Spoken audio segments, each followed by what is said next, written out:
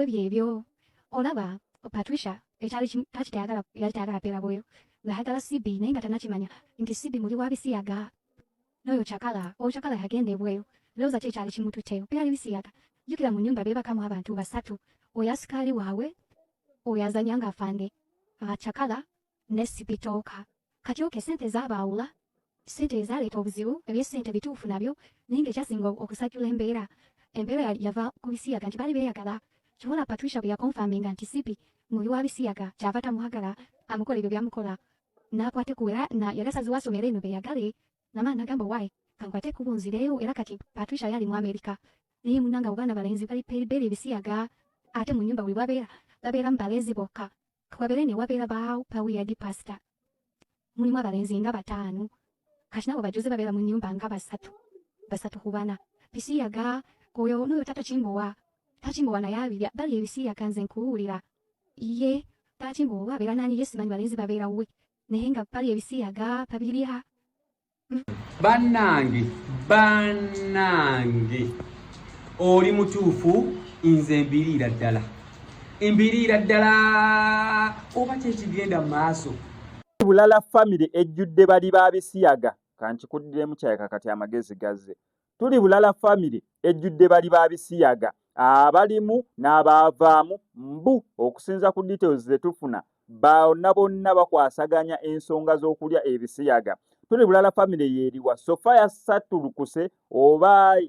kusatulukuka naye mwe muli Jose Chakala, mwe mwali Sibi Tooka, saawa zino tugamba mwe mwali Tata Kimbowa, mwe mwali Patricia, Musiraamu, Mama Nakanjako, Pastor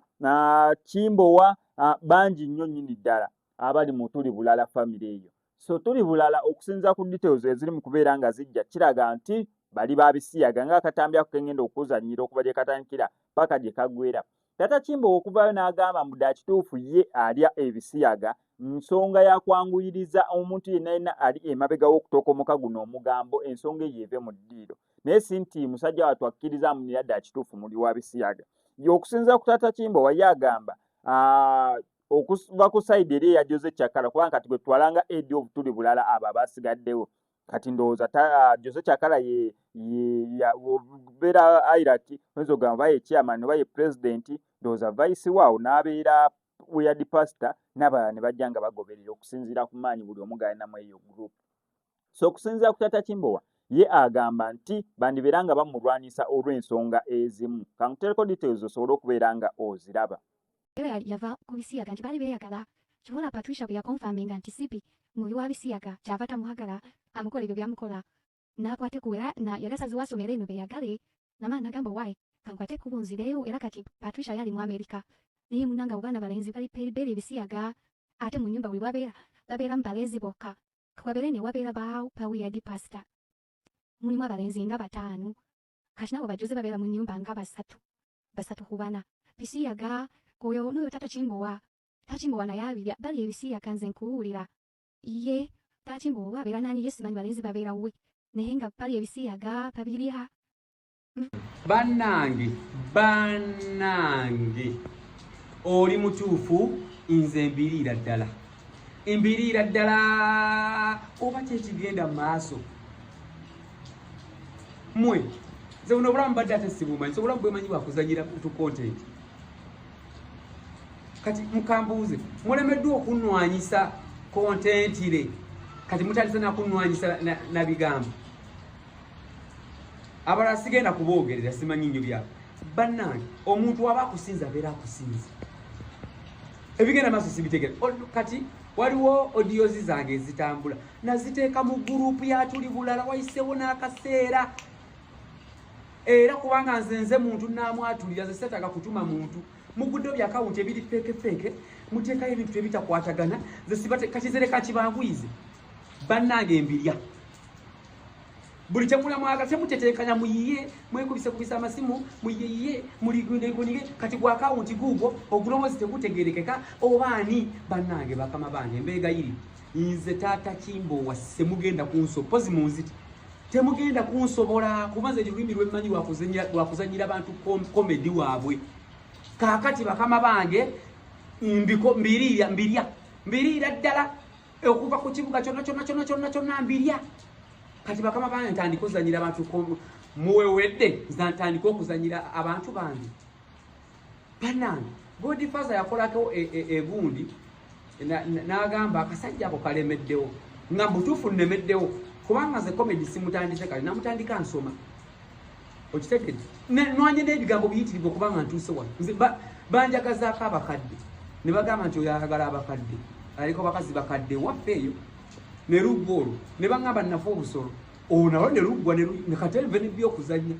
ne banjagazaako abali bannaye kiki kyo kyesiiseeyo kakati temwemenya ntwala omukisa okubategeeza mwenna ndi mutemu ndi mubbi ndi mufere imbirya bye mwayogedde mbirira ddala nkwidde obuuzo bannange embirya temwemenya temwetawaanya buli kimu kyo mwagala okunjogerako kituufu ate nabagamba dda bannange kituufu wabula bwembeera nzize nembikulya kwate kuba ogende ku poliisi owaabe twala obujulizi owaabe nti bannange wuuyo oba nsanga nga ndi bwenfubutuka bwe ntodduke kubanga nja kubikulya tutegerekeza bonde bafubutuka odduke tolemerawo ekirala ndi mutemu kati mbeegaidde mundeke nzanyira abantu kontenti waabwe n'ekindese mbadde saagala kuvaayo kugamba bafaani bange nti bannange bafaani bange mundeke mbazanyire kontenti abantu balwanyisa abantu mu mbeera nnyingi ebigambo ebyo sibitannagiraba alabadda nze kubategeeza abakulu abali mu kukikola amaloboozi ge mwatadde ag'emyaka emeka ge nateeka mu famire gurupu nenjogereramu ebyange nenaaba omutima ne biggwa kati ate wakimugeeyambisa kiba kitegeeza omuntu oyo ali mu mmwe ate agaleesa agakomyawo kati nze nina akawunti ze bampitannamwatu yasobola okujja nenjatuyo omuntu yenna bwe mpulyanjagadde nga njagadde seeta akutuma muntu sobola okukwata ekkubo buli omu nti osobola okwatulya buli bwempampulira njagadde ku akawunti ze n'akawunti bbiri namba kwekusobola kuvaayo nenjatulira muntu wabula omumwa gwe gulinga gwe baazibye oli mu kweyambisa odiyoozi zange musiru gwe sikutegeera ate kati mutandise bino akawunti ziggulwawo mpya ndaba buli emu mbeera involved simanyike mubala nze akantu kembala kalika mumanyi kuzanyira bantu content oba abaweddeko mujembawe nze nane video ezinemu okupositinga zijjudde muno temutandika ate temwetooloola imbirya ntemula ndi mubbi ndi muki byonna mbiri temutawaana laba buli awulirako jawulo okunjogerako kintu kyonna kyonna tandikirawo wenyini woba oyongerera naye mundeke nzanyira abantu content ze lulimi lwemmanyi era ngenze kuzanya mudemu ebyo ebyekisibu bannange olwo ntya ennyo muntadde muli zisaagala kwogerera balala njagala neeyogerere imbirya kati owewedde oba muwewedde kati kangenezanyira abantu tufuna ideas ezo kwekuzimba tuli bulala kati tuli bulala eyo twagizimba n'enywera taata Kimbowa taata Kimbowa yali yazanya dda naye yaliko ku TikTok already yaliko ku Facebook nga yakuba dda ku Facebook ye kati netugamba taata Kimbowa ono ku Facebook ye Uganda yaliko taata Kimbowa amulabidde ku TikTok yali yazanya dda taata Kimbowa ne kati Jose n'amusipotinga nalaba nga asobola okubako ekyenjawulo alina character yasobola okuleeta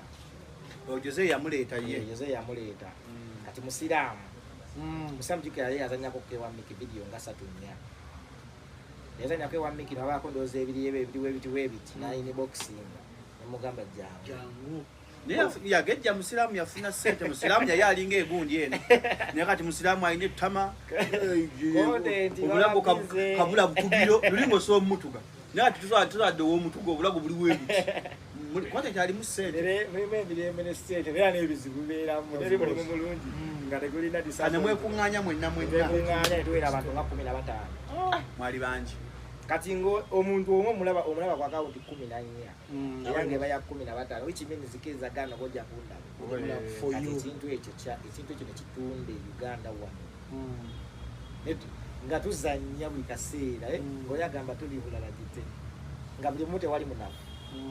buli muntu ate Walinya ku stage namunya ne walinya personal account buli omu alina account eye ate ng'etambula waliwo omu ng'alina account etambula so content ne tumuzimba bwetyo so mukya content wetuda ku nsonga nti lwaki ki ekya inspiring baali ba Nigeria wakwate naye nadde ekirowoozo nga neegomba Damoti nga azanya mu side mirror ku WBS nalina eyo idea naye nalimu n'ebya dance nga njagala nnyo dance so covid we yajja TikTok nenyamba